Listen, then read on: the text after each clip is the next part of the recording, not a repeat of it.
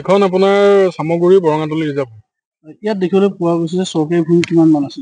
ইয়াত প্ৰায় 140 বিঘা 150 বিঘা মাটি ইয়াত চৰকাৰী ভূমি আছে, কিন্তু বৰ্তমান বেদখলকাৰীসকলে ইয়াত বেদখল কৰি পেলাই ইয়াত ঘৰ চৰ বনাই পেলাই ইয়াত পৰিয়াল জীৱিকা চলাই আছে। ক'ৰ পৰা আহিছে এই মানুহ? এইসকল সন্দেহযুক্ত বুলি ধৰিব লাগিব, কাৰণ ইয়াত আমি দেখিবলৈ পাইছিলো 2000 চনৰ পিছৰ পৰা তেতিয়া কিন্তু ইয়াত ৰিজাৰ্ভে হৈ আছিলে, আৰু আমাৰ পূৰ্বপুৰুষসকলো আমি শুনা পাওঁ যে ইয়াত এটা ডাঙৰ চৰকাৰী ৰিজাৰ্ভ আছিলে। তেতিয়াও কিন্তু ইয়াত কোনো বসতিপূৰ্ণ ইয়াত সৰু সৰু জুপুৰিবিলাক নাছিলে, কিন্তু বৰ্তমান আপোনালোকৰ সংবাদ মাধ্যমে দেখা পাইছে যে ইয়াত বহুত সৰু সৰু জুপুৰিসমূহ ইয়াত আপোনাৰ গঢ়লৈ উঠিছে, আৰু ইয়াত যিসমূহ ৰিজাৰ্ভ আছে সেই ৰিজাৰ্ভসমূহৰ ইয়াত নেমু খেতি হওক, কলৰ খেতি হওক, ধানৰ খেতি, সৰিয়হৰ খেতি বা লগতে মৰাপাটৰ খেতিসমূহ কৰি আছে তেওঁলোকে। ইয়াতে চৰকাৰী ভূমি বুলিবলৈ ইয়াত কিবা আছে নে?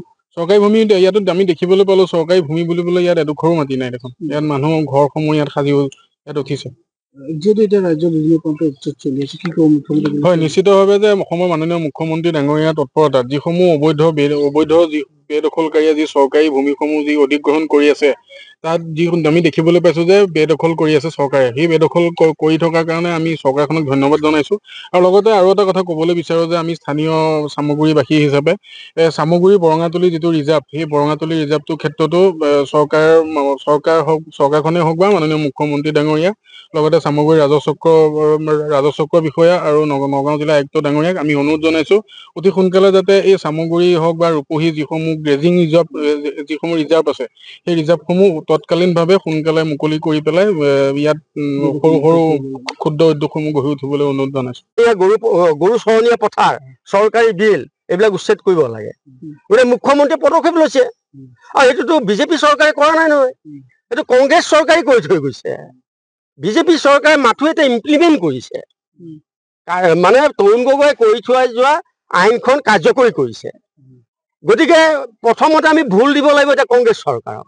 কংগ্ৰেছ চৰকাৰ আজি মই নকওঁ এই মানুহখিনি উচ্ছেদ কৰক, এই মানুহখিনি কাইলৈ যদি উচ্ছেদ কৰে জগৰীয়া কোন হ'ব? কংগ্ৰেছ চৰকাৰ হ'ব।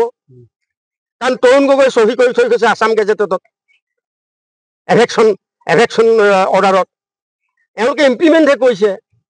মই কোনো চৰকাৰৰ পক্ষপাতি নহয়, মই বিজেপিৰো পক্ষপাতি নহয়, মই কংগ্ৰেছৰ পক্ষপাতি নহয়, মই ৰাইজৰ এজন সাধাৰণ নাগৰিক হিচাপে মই ক'ব বিচাৰিছো চৰকাৰবিলাকে এই ভুলকৈ কৰে। কাইলৈ এই মানুহখিনি যেতিয়া উচ্ছেদ কৰিব তাৰ দায়িত্ব কোনে ল'ব? কংগ্ৰেছে ল'ব? কেতিয়াও নলয় কংগ্ৰেছে। আজি বিভিন্ন জেগাত উচ্ছেদ হৈ আছে, কংগ্ৰেছে লৈছে নেকি? কিন্তু তোমালোকেতো দুখ কৰি থৈ গৈছা, তোমালোকে আছাম গেজেটেড বনাই থৈ গৈছা যে চৰকাৰী ৰিজাৰ্ভবিলাকে মানে এভেকশ্যন কৰিব লাগে। গতিকে প্ৰথম জগৰীয়া কংগ্ৰেছ চৰকাৰ। কংগ্ৰেছে এই ভুলটো নকৰাহেঁতেন আজি বিজেপিয়ে কেতিয়াও উচ্ছেদ কৰিব নোৱাৰে, কংগ্ৰেছে কৰি থৈ গৈছে। গতিকে সেইকাৰণে মই মুখ্যমন্ত্ৰী ডাঙৰীয়াক এটা কথা কৈছো যে মই আজি আমাৰ গাঁওখনৰ ৰিজাৰ্ভ বুলি কোৱা নাই, অসমৰ যিমান চৰকাৰী গেজিং ৰিজাৰ্ভ আছে, ফৰেষ্ট ৰিজাৰ্ভ আছে, চৰকাৰী বিল আছে, খাল আছে, এইবিলাক উচ্ছেদ কৰি তাত উদ্যোগ কৰক, কৃষি উদ্যোগ কৰক, কৃষি জাগৰণ কৰক, কৃষি আন্দোলন কৰক।